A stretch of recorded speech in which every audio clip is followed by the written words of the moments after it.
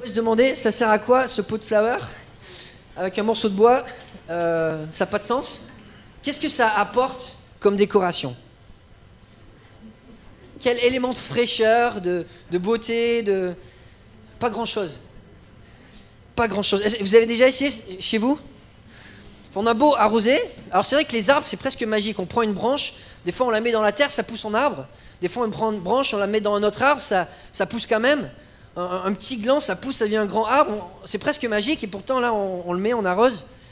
Et qu'est-ce qui se passe? Que dalle. Quand l'arbre, quand le bois il est mort, ben, il est mouru, quoi. Il n'y a plus d'espoir, il n'y a plus rien. On peut rien faire. Qu'est-ce qu'on devrait mettre au contraire dans un pot de flower?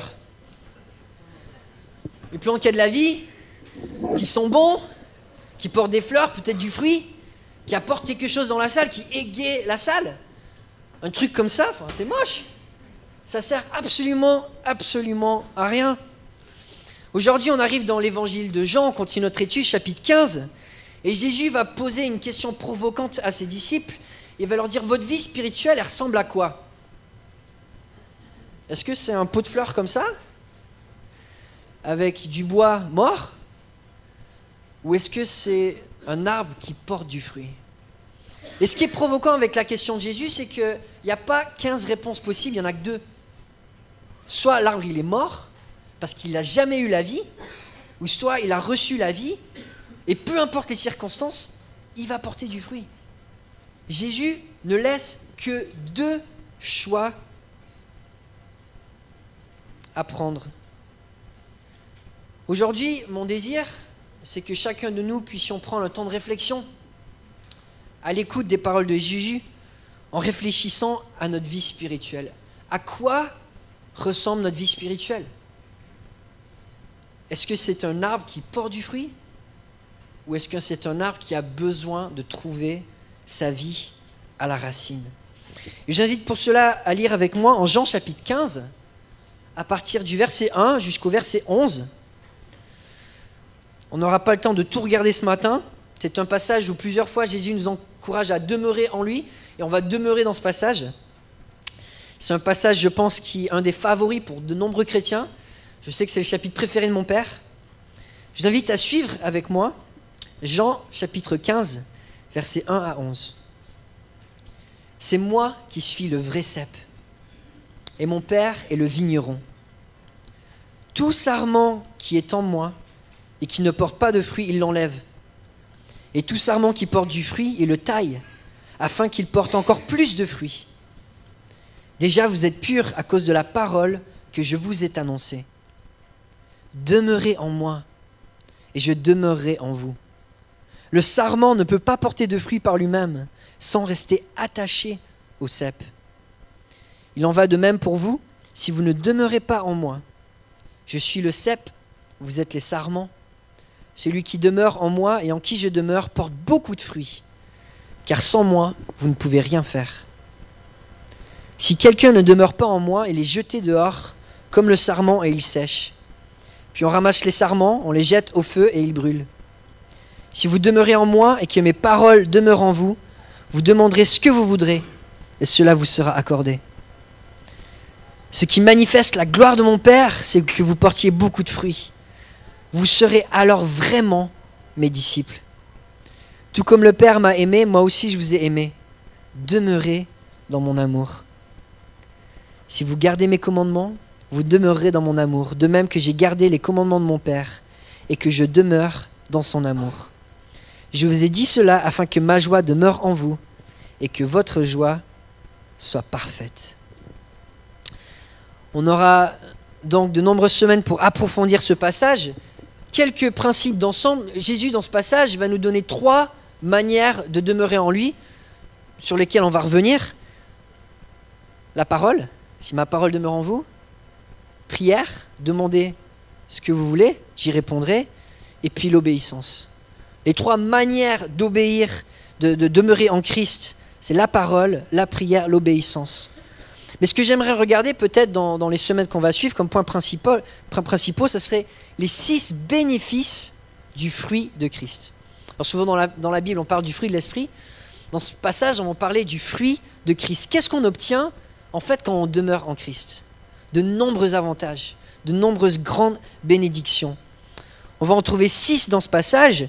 Et la première, dont on va regarder ce matin, au verset 2, celui qui demeure en Christ porte un fruit croissant. C'est une promesse. Celui qui demeure en Christ va porter du fruit. C'est certain. Avant de se plonger dans ce passage, je vous invite à prier avec moi. Que Dieu fasse son œuvre ce matin encore en nous. Père Céleste, merci pour ta parole. Merci pour les promesses que tu nous fais, qui sont riches, qui sont véritables, qui nous donnent de l'espérance. De nous d'être encore ce matin rafraîchis dans ta parole, d'être revigorifiés dans notre foi, d'être encouragés à avancer, à te suivre, à t'aimer. Merci pour l'exemple de Christ qui nous a laissé, pour ses paroles. De nous d'avoir des cœurs qui l'écoutent ce matin et qui absorbent tous ces enseignements.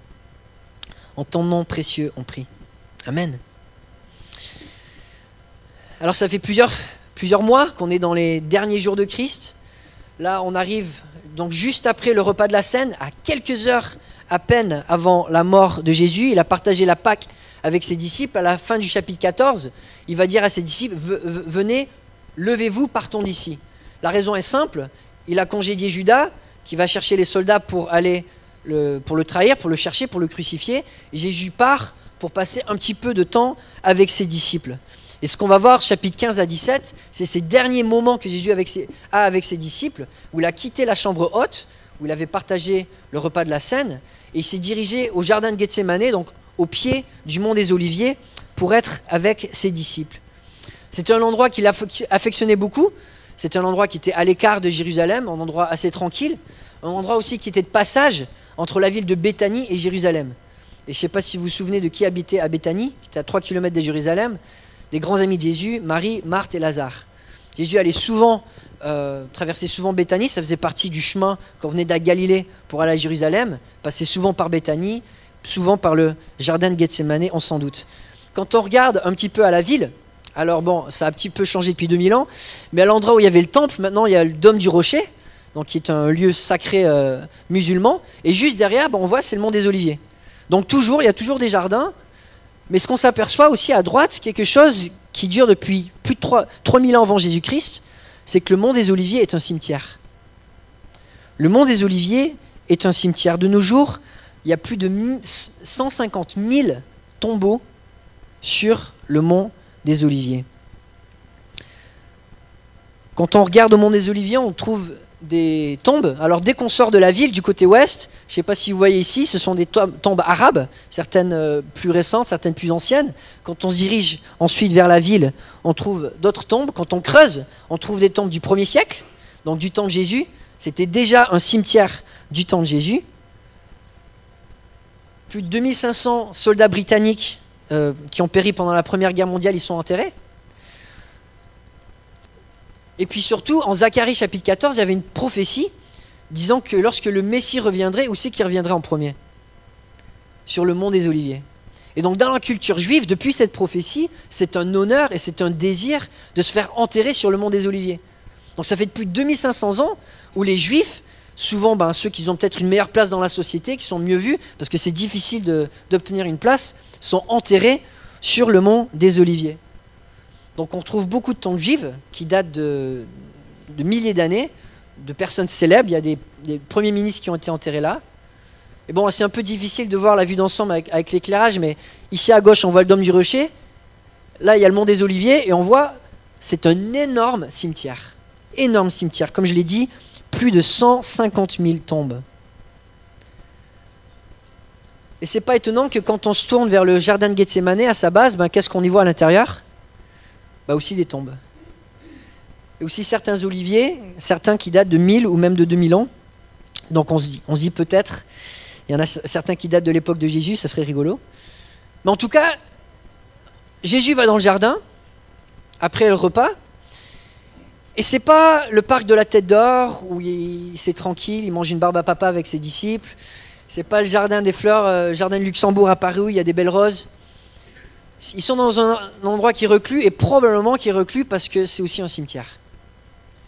C'est pas un endroit où on fait le vide, dans le sens qu'on ne réfléchit plus, on se ressort du monde. C'est un endroit sérieux, où on est confronté à la réalité de la mort. Et je pense que c'était un endroit où Jésus souvent avait des conversations plutôt sérieuses avec ses disciples. Et quand on voit des tombes, aujourd'hui, c'est quoi le symbole qu'on voit sur les tombes? Des croix? Mais à l'époque juive, quels étaient les symboles principaux de la culture juive? Quel était le symbole du peuple d'Israël? C'est une pièce de monnaie qui date de la période de la révolte, donc à peu près 70 après Jésus-Christ, où en se rebellant contre l'Empire romain, le peuple juif s'est forgé des nouvelles pièces, et qu'est-ce qu'on voit? Une vigne. Une vigne, c'était un symbole qui était déjà sur les pièces avant l'occupation romaine, qu'ils ont remis. C'était le symbole prééminent sur les tombes.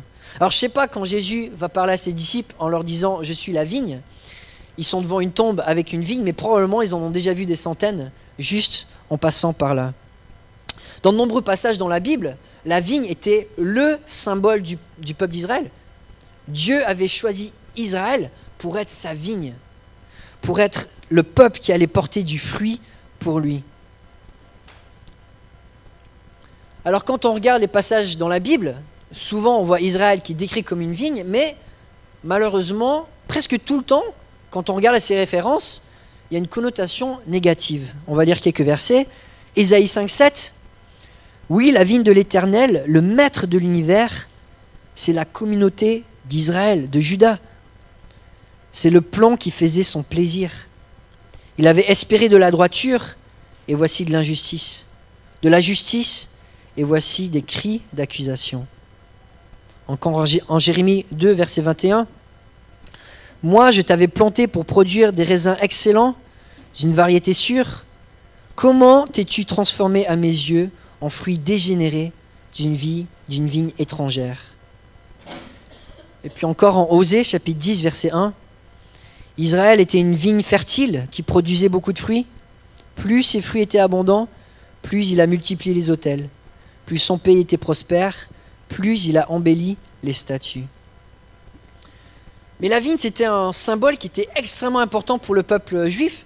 C'était le symbole qu'ils voulaient qu'il soit affiché sur leur tombe, un peu pour dire que Dieu, s'il devait regarder à la tombe, il reconnaîtrait les siens, parce qu'ils ont ce symbole, parce qu'ils veulent appartenir au peuple de Dieu. Le symbole de la vigne, c'était le symbole d'être au centre de la volonté de Dieu, faire partie du peuple élu. Un symbole extrêmement important pour le peuple juif.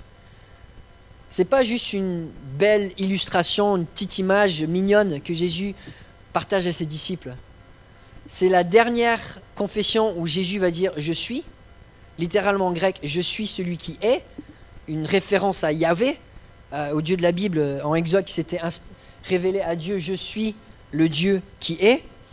7e expression, on se rappelle des autres « je suis le pain de vie »,« je suis la lumière du monde »,« je suis la porte des brebis »,« je suis le bon berger », je suis la résurrection et la vie, je suis le chemin, la vérité et la vie. Et finalement, il arrive à cette image, peut-être l'image la plus parlante pour les disciples, où il va dire « je suis la vigne ». En d'autres termes, je suis au centre de la volonté de Dieu. Je suis Dieu fait homme, il s'affiche dans sa divinité, dans son titre, je suis celui qui est. Il va approfondir ça en appelant Dieu le vigneron. Le centre de l'œuvre de Dieu, c'était Israël, mais maintenant, tous les regards sont sur Jésus-Christ. Jésus-Christ est le nouvel Israël. Et on voit les parallèles dans le Nouveau Testament. Israël avait eu un test en sortant du pays d'Égypte, dans le désert, qu'il a échoué. Pendant 40 ans, ils en ont payé les conséquences. Jésus a un test dans le désert qu'il a passé, après 40 jours de jeûne. Israël avait 12 patriarches, Jésus choisit ses 12 disciples. Israël avait une alliance avec Dieu par des sacrifices. Jésus paie le prix ultime par son sacrifice, permettant d'accomplir toutes les obligations et les promesses de l'ancienne alliance pour donner une nouvelle alliance meilleure et éternelle. La promesse faite à Abraham, c'était la promesse d'une descendance. Littéralement, en grec, en hébreu, pardon, le mot descendance, c'est le mot graine. La graine. Et Paul va faire un jeu de mots en disant, c'est pluriel, mais c'est aussi singulier. La promesse d'Abraham, c'était une graine, c'était Jésus-Christ, qui finalement, c'est l'accomplissement de la lignée d'Israël. Le Messie est sorti d'Israël. Jésus est la promesse faite à Abraham. Il est le nouvel Israël. Par cette simple phrase, c'est moi qui suis le vrai cep, mon père est le vigneron. Jésus dit clairement à ses disciples, si vous voulez un futur, quel qu'il soit dans la volonté de Dieu, ça va passer par moi. Tout ce que vous voulez faire pour Dieu, ça va passer par moi. Je suis la source de vie que Dieu le Père a choisi dans son plan. Il est le vigneron, c'est lui qui planifie l'histoire avec le grand H, qui donne les grandes lignes directives de notre monde. Il avait choisi Israël pour être son peuple, pour le représenter. Israël a failli à sa mission. Jésus est le nouvel Israël. Jésus élabore au verset 2. Tout sarment qui est en moi et qui ne porte pas de fruit, il l'enlève. Et tout sarment qui porte du fruit, il le taille afin qu'il porte encore plus de fruits. Jésus parle de manière très claire. Il va y avoir que 2 possibilités de chemin de vie sur terre. Un chemin où on porte du fruit, et pas n'importe quel fruit, le fruit de Dieu, ou une vie où finalement ça sera la mort spirituelle, où on est incapable, malgré tous les efforts, d'avoir cette soif de Dieu, d'avoir cette richesse spirituelle, d'avoir cette relation personnelle avec Dieu. Et je ne sais pas si vous avez déjà eu des vignes, observé des vignes, regardé des vignes. Ça sert à quoi une vigne? Pourquoi est-ce qu'on plante des vignes? Pour du raisin.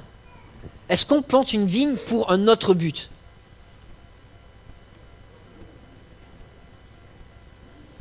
Non. Le seul but de la vigne, c'est quoi? C'est de porter du fruit. Et c'est l'image que Dieu avait choisie pour Israël. Le seul but, la seule mission que Dieu avait Israël, c'était pas pour qu'il soit juste joli et décorer les collines. C'était le but pour porter du fruit. Ézéchiel va le décrire en chapitre 15. Je vais vous le lire, c'est un passage peut-être un peu plus long pour l'afficher. Ézéchiel va dire, la parole de l'Éternel m'a été adressée, fils de l'homme, le bois de la vigne. Qu'a-t-il de plus que tout autre bois? Que les branches qui sont sur les arbres de la forêt? Tire-t-on de ce bois de quoi fabriquer quelque chose? En tire-t-on un crochet pour y suspendre un objet? Au contraire, on le jette au feu pour qu'il le dévore. Le feu dévore ses 2 extrémités et son milieu finit calciné. Sera-t-il donc utile à quelque chose? Puisqu'on n'en faisait rien quand il était entier, on peut d'autant moins en faire quelque chose quand le feu l'a dévoré et qu'il est calciné. Ézéchiel partage une vérité qui a traversé les siècles. Vous pouvez faire une recherche sur Google, bois de vigne, et qu'est-ce qu'on trouve? Des liens vers les signes Castorama, le roi Merlin, pour du bois de barbecue. Et c'est tout ce qu'on trouve, on ne trouve rien d'autre. Le bois de vigne n'a aucune utilité. 0 utilité. On ne peut même pas en faire un crochet, nous dit Ézéchiel. On n'en fait pas des poutres, on n'en fait pas des meubles, on n'en fait même pas des cuillères. Le bois de la vigne, il est instable. Tout ce qu'on peut en faire, une fois qu'il est coupé, c'est le brûler. L'image est parlante. Le seul but que Dieu avait pour Israël et que Dieu a pour son Église, c'est de porter du fruit. C'est le seul but. Et une personne qui ne porte pas du fruit peut peut-être venir à l'Église, penser faire partie de l'Église, mais ce n'est pas une personne qui est vraiment l'Église. Dieu nous a créés pour porter du fruit spirituel, pas pour être des légumes. Jésus dira plus tard que sans lui, nous ne pouvons rien faire. Paul utilise aussi une image frappante pour décrire l'état spirituel d'une personne avant de rencontrer Christ. En Éphésiens chapitre 2, On va lire les versets 1 à 2. Quant à vous, vous étiez quoi? Morts. Des cadavres. C'est beau comme image. À cause de vos fautes et de vos péchés, que vous pratiquiez autrefois conformément à la façon de vivre de ce monde, conformément au prince de la puissance de l'air, de l'esprit qui est actuellement à l'œuvre parmi les hommes rebelles. Avant d'avoir cette étincelle de vie que Christ donne, Paul le dit de manière cash, spirituellement parlant, on est des morceaux de bois sans aucune vie, on est des cadavres. Je ne sais pas si vous avez déjà essayé de faire bouger un cadavre. Enfin, j'ai un cadavre volontaire qui est venu aujourd'hui pour nous servir d'exemple. Je ne sais pas, quand vous rencontrez un cadavre, bon, celui-là, il est plutôt mignon, mais quelles sont vos attentes? Que vous lui posiez une question et qu'il vous réponde? Qu'il rigole à vos blagues? Qu'est-ce qu'un cadavre peut faire? Jésus va être cash avec ses disciples. Dans la vie spirituelle, soit il y a une vie et une vie abondante, parce que c'est la graine de Dieu qui est plantée, pas juste une graine de bonne volonté, ou soit, il n'y a rien. Il n'y a rien et il n'y aura jamais rien jusqu'à ce qu'il y ait ce changement. Non seulement Dieu sauve pour porter du fruit, mais aussi pour porter du fruit abondant.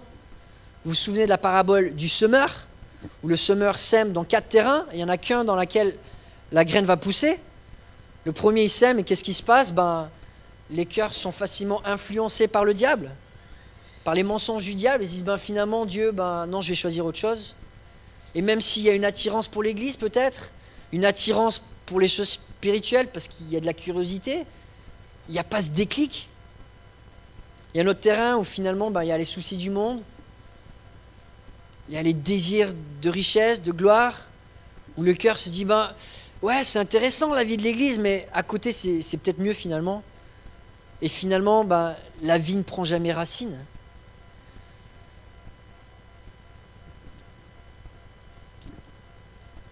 Les préoccupations diverses, ou la superficialité, dans un terrain où finalement il n'y a pas de profondeur, où ça rentre, mais bon, il y a un coup de vent, c'est fini. Mais dans le terrain où ça pousse, si vous vous souvenez de la parabole, un grain produit combien? Du 30 pour 1, du 60 pour 1 ou du 100 pour 1? Est-ce qu'il y en a qui sont bons en statistiques ici? 30 pour 1, ça fait combien en pourcentage? 3000%? 6000%? 10 000%? On n'est pas dans des chiffres humains. Une fois que la graine de Dieu, Jésus est en train de dire, si Dieu pouvait se transformer en graine et pousser en fruit, ça serait quoi? Et il dit, c'est les œuvres des croyants. C'est quand même fou comme image. Le fruit du croyant, c'est la graine de Dieu lui-même qui pousse en nous. On ne peut pas s'attendre à des fruits tout moches ou pas du tout de fruits. Dieu n'a pas envoyé son Fils sur terre pour qu'on soit des pots de flowers sans aucune vie, sans aucune verdure, sans aucune beauté, spirituellement parlant. Il nous sauve pour qu'on porte un fruit qui soit surréel, surhumain, transcendant, et qu'on en porte beaucoup. Et ce qui est frappant dans cette image avec laquelle Jésus commence donc chapitre 15, c'est que Jésus ne parle pas de degré de vie spirituelle. Il dit soit vous êtes un arbre qui porte du fruit, ou soit vous n'êtes pas encore sauvés. Alors je comprends qu'on est tous en cheminement, qu'on a tous des hauts et des bas dans notre vie spirituelle, en tout cas c'est mon cas. On a tous des saisons où on a plus de zèle que d'autres. Mais Jésus ici nous indique que spirituellement il ne peut y avoir que 2 personnes. Ceux qui ont reçu sa vie et ceux qui ne l'ont pas reçu. Au verset 3, il va même dire à ses 11 disciples, vous êtes purs. Ce n'est pas quelque chose qu'il a dit à Judas, qui lui n'est pas pur. Jésus va dire à ses disciples, vous êtes sauvés. Vous avez cette graine de vie. Jésus leur dit, il y a 2 catégories nettes. Et ce matin, j'aimerais tout simplement qu'on réfléchisse à notre vie spirituelle. Dans toutes les églises, je pense, il y a des gens qui pensent être chrétiens et qui ne le sont pas encore. Des gens qui viennent à l'église peut-être depuis 5 ans, 10 ans, 15 ans, qui ont grandi dans l'église. Et que finalement, quand ils regardent à leur vie spirituelle, il n'y a pas vraiment jamais eu un désir de prier, une soif de la parole, ou au niveau de l'obéissance, il y a eu du compromis. Et Jésus dit, le seul moyen de porter du fruit, il faut que la graine soit plantée.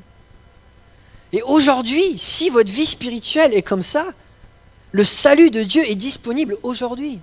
Il ne faut pas attendre. Il ne faut pas attendre, mais il faut être honnête avec soi-même. S'il n'y a pas de désir spirituel et que toute votre vie spirituelle a été vide, peut-être aujourd'hui, c'est le moment de dire à Dieu, j'ai besoin de toi et je veux être un arbre verdoyant. Et si vous êtes réellement un croyant, alors je veux que vous soyez encouragés. Parce que ce que Jésus dit à ses disciples, c'est que peu importe les hauts et les bas qu'ils vont avoir dans leur vie, ils vont toujours porter du fruit. Ça, c'est une belle promesse. Et les disciples, on va les voir, ils vont monter, ils vont chuter. Mais Jésus leur fait cette promesse, si vous avez cette graine de vie, vous allez toujours porter du fruit. Et l'image, c'est le vigneron qui va tailler la haie. Jésus sait que la haie n'est pas parfaite, enfin la vie n'est pas parfaite. Il le sait. Il sait qu'elle va avoir besoin d'attention. Mais il fait cette promesse à ses disciples. Dieu va être là, il va accompagner, il va conduire, il va faire tout ce qu'il peut pour qu'on porte toujours plus de fruits. Et moi j'ai envie qu'on soit encouragés ce matin. Parce qu'ici, Dieu a planté cette vie en vous. Il y a un fruit surhumain qui est encore prêt à éclore. Que Dieu va trimer, va tailler, va accompagner pour que ça sorte et que ça soit beau. Paul disait en Romains 6, 22, « Maintenant que vous avez été libérés du péché et que vous êtes devenus esclaves de Dieu, vous avez pour fruit la progression dans la sainteté et pour fin la vie éternelle. » Et c'est ce que Jésus dit à ses disciples. Si vous demeurez en moi, vous êtes en moi, vous avez la vie éternelle. Et en plus, il va y avoir une progression. Non, vous n'êtes pas encore saint, vous n'êtes pas parfait, mais il va y avoir une progression. Et cette progression, plus tard dans ce passage, il va élaborer, si on demeure en lui, on va demeurer dans son amour, on va demeurer dans sa joie, on va demeurer dans sa parole. Et le fruit va abonder encore plus. Alors peut-être qu'aujourd'hui, oui, vous êtes aussi croyant et vous vous dites, j'ai envie de porter plus de fruits. Et peut-être que tout simplement, la réponse que Jésus nous donne, c'est de prendre des nouvelles résolutions de prière, de temps dans la parole, que ce soit dans la lecture, dans la méditation, dans la mémorisation, d'obéissance aussi, de faire des choix de vie qui soient conformes à la parole. Mais l'essentiel de ces premiers versets, c'est la promesse de Christ. Et c'est ce que j'aimerais qu'on se rappelle. Dieu a du fruit pour vous. Il a du fruit qui est magnifique. Et il va le faire mûrir et le faire éclore en chacun de vous, si vous êtes son enfant. Amen. Prions ensemble.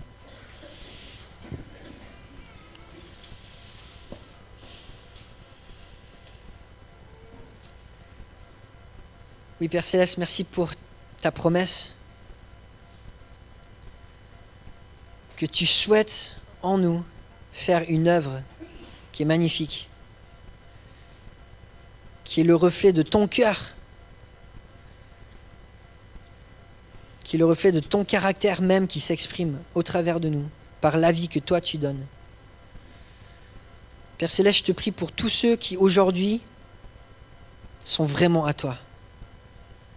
Donne-nous, Père Céleste, d'avoir soif de demeurer en toi encore plus et de porter encore plus de fruits, de ce fruit que Christ nous donne. Et Père Céleste, je te prie pour tous ceux qui aujourd'hui peut-être ne se sont pas donnés à toi, qui n'ont pas cette soif d'être dans ta présence, d'avoir une relation intime avec toi, de vivre avec toi, de t'obéir. Père Céleste, tu connais leur cœur et je sais que tu les aimes profondément. Comme tu nous as aimés chacun quand on ne te connaissait pas encore. Je te prie, Père Céleste, qu'aujourd'hui, s'il y a des cœurs endurcis, qui puissent s'attendrir devant toi. Que s'il y a des cœurs qui ont cru des mensonges, qui puissent aujourd'hui être honnêtes devant un bilan, et que s'il n'y a pas eu de vie spirituelle, qu'aujourd'hui tu donnes un désir d'avoir cette relation avec toi. En ton nom précieux, on prie. Amen.